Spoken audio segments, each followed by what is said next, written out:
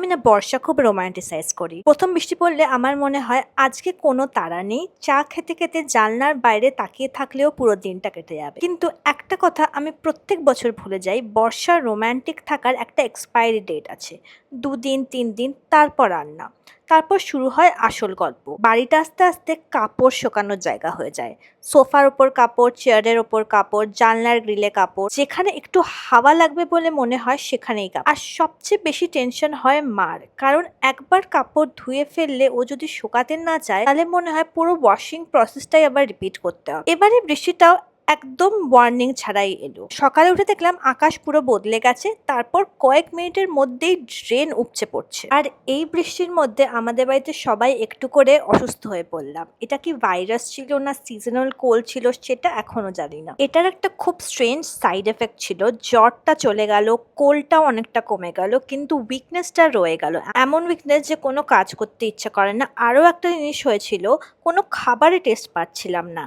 আজকের লাঞ্চ নিয়ে আমার এক্সাইটমেন্ট একটু বেশি ছিল, কারণ মা কাকটা রান্না করেছে। আমার মনে হয় আমি যদি কখনো বর্ষার কোনো স্মেল ডিসক্রাইব করতে বলি তাহলে তার সাথে কাঁকড়ার গন্ধ আমি অ্যাড করব। জানি না এটা আমার ইমাজিনেশন নেই, কিন্তু আমার সবসময় মনে হয় বর্ষার কাঁকড়ার টেস্ট শীতের কাঁকড়ার টেস্টের থেকে বেশি ভালো হয়। হয়তো সাইজটা একটু ছোট, কিন্তু ফ্লেভারটা শেফস কিস।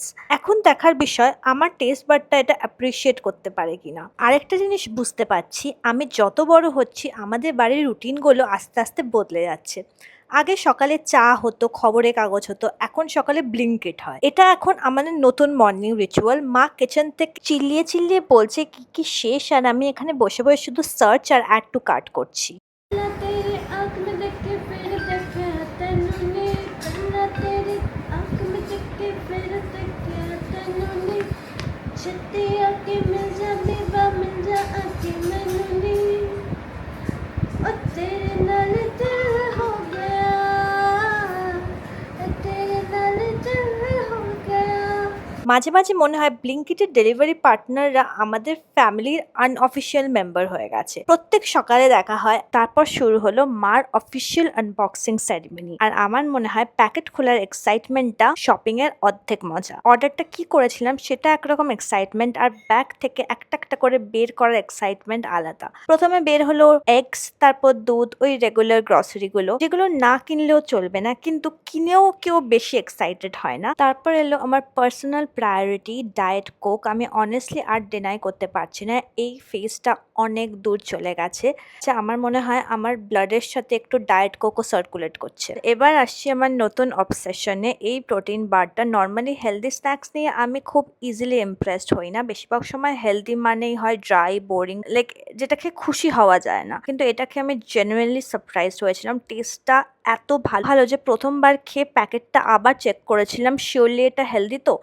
তার উপর 20 গ্রামস প্রোটিন। তাই এখন আমার মনে হয় যখনই একটু মিষ্টি খেতে ইচ্ছা করে আগে এটা ট্রাই করে দেখা যেতে পারে। আর এভরিডে লাইফটা হয়তো এইভাবেই কোয়াইটলি চলতে থাকে। আর এভরিডে লাইফের কথা যখন হচ্ছে তখন একটু জারা সেলের গল্পটাও বলি। আমি জেনারেলি ড্রেস পার্সন না, আমাকে বেশিরভাগ সময় জিন্স, ট্রাউজার, কুর্তি বা কমফোর্টেবল আউটফিটেই দেখা যায়। আর আমি নিজেও এক্সপেক্ট করিনি যে সেল থেকে ড্রেস কিনে ফেলবো, কিন্তু এই ড্রেসটা আমি অনেকদিন ধরে কোয়াইটলি দেখছিলাম। আর এতদিন ওয়েট করেছি, সেলও চলছে, এবার না নিলে পরে রিগ্রেট হতো। ড্রেসটা ব্ল্যাক আর হোয়াইট কম্বিনেশনটা এমনিতে আমার খুব পছন্দ, সিম্পল ক্লাসিক, আর এমন কেউ যেটা বছর পরেও আউটডেটেড লাগবে না। কোল্ড হলে একটা জিনিস খুব অড লাগে, খিদে থাকে কিন্তু খাবার প্রতি কোনো এক্সাইটমেন্ট থাকে না। আগে ভাবতাম আজকে কি খাবো এটা একটা নর্মাল কোয়েশ্চেন, কিন্তু টেস্ট চলে যাওয়ার পর বুঝলাম এই কোয়েশ্চেনটার আনসারটা না থাকলে দিনটাও একটু ফাঁকা ফাঁকা লাগে। আমাদের পুরো ফ্যামিলিরই অলমোস্ট এই অবস্থা। কেউ ভালো করে টেস্ট পাচ্ছে না, কেউ স্মেল পাচ্ছে না। সবাই একটা জিনিসই বলছে খেতে ইচ্ছা করছে, কিন্তু কি খেতে ইচ্ছা করছে বুঝতে পারছি না। তাই অবভিয়াসলি আমরাও শর্টকাট খুঁজতে লাগলাম। একদিন বিরিয়ানি অর্ডার করলাম, ভাবলাম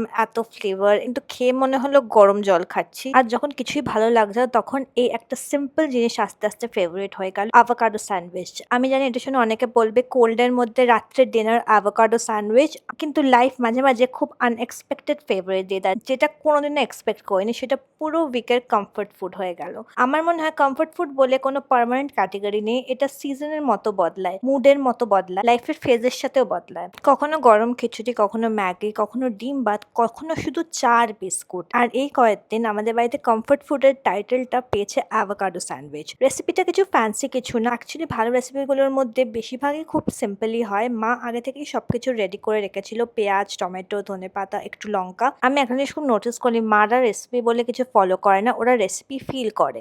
এটা একটু কম, এটা একটু বেশি, এটা আর একটু লাগবে। মেজারমেন্ট কাপ ছাড়াও পারফেক্টলি হয়ে যায়। আমি এখনো ওই সুপার পাওয়ারটা আনলক করতে পারিনি। আর এই অ্যাভোকাডো গুলোর একটা গল্প আছে, ব্লিঙ্কিট থেকে এনেও সাথে সাথে খেতে পারিনি, এত হার্ড ছিল, মনে হচ্ছিল ক্রিকেট বল। প্রথম দিন হাতে নিয়ে ভাবছি এটা দিয়ে স্যান্ডউইচ বানাবো না সেক্স মারবো, তাই ওদের কদিন চুপচাপ কাউন্টারে পড়ে থাকতে হতো রাইপেন হওয়ার অপেক্ষায়। পৃথিবীতে কিছু জিনিস আছে যেটা ফোর্স করে তাড়াতাড়ি করা যায় না। অ্যাভোকাডো, সিজন, হিলিং সবকিছু নিজের একটা টাইম আছে, সময় হলেই হয়, তার আগে হলেও হয় না। তারপর অ্যাভোকাডো, পেঁয়াজ, টমেটো, সল্ট আর একটু অলিভ অয়েল, ব্যাস। রেসিপির মধ্যে কোনো কমপ্লিকেটেড স্টেপ নেই। তারপর ব্রেডের মধ্যে জেনারেস লেয়ার, আর তারপর গ্রিল। আস্তে আস্তে পুরো বাড়িটা টোস্টেড ব্রেডের গন্ধে ভরে গেল। কারোর জন্য এটা একটা মর্নিং স্মেল, কারোর জন্য ক্যাফে, কারোর জন্য হোম। আর আমি একটা জিনিস বিশ্বাস করি, ফ্যামিলির সবচেয়ে ভালো কনভারসেশন গুলো অনেক সময় ডাইনিং টেবিলে হয়। কেউ সিরিয়াস টপিক নিয়ে বসে না, কিন্তু খাবার বানাতে বানাতে, খেতে খেতে, র্যান্ডম গল্প করতে করতে কখন যে 1 ঘন্টা কেটে যায় বোঝাই যায় না। মেবি তাই হোমমেড ফুডের টেস্ট একটু আলাদা লাগে, রেসিপির জন্য না, মেমোরি। তারপর ফাইনালি প্রথম বাইট, আর অনেস্টলি অনেকদিন পর মনে হলো হ্যাঁ এটাই খেতে ইচ্ছা করছিল। কোলটা এখনো পুরো সারেনি, টেস্টও হয়তো এখনো 100% ফিরে আসেনি, কিন্তু ওই গরম স্যান্ডউইচটা হাতে নিয়ে বসে একটা জিনিস মনে হলো, রিকভারি হয়তো একদিনে হয় না, এটা একটু একটু করে ফিরে আসে। আগে এনার্জি ফিরে আসে, তারপর খিদে, তারপর টেস্ট, তারপর আবার ছোট ছোট জিনিস ভালো লাগতে শুরু করে। আর হয়তো সেটাই সবচেয়ে বড় সাইন যে শরীর আস্তে আস্তে বলছে ঠিক হয়ে যাচ্ছে। কিছুদিন এমনও থাকে যেখানে পুরো দিনের সবচেয়ে বড় অ্যাচিভমেন্ট হয়তো একটা পারফেক্ট অ্যাভোকাডো স্যান্ডউইচ, আর অনেস্টলি সেটাও কম কিছু না। আজকের ব্লগ এখানেই শেষ। ভালো লাগলে লাইক করো, কমেন্ট করে জানিও কেমন লাগলো। পরের ব্লগে একটা নতুন কিছু আনছি। বাই।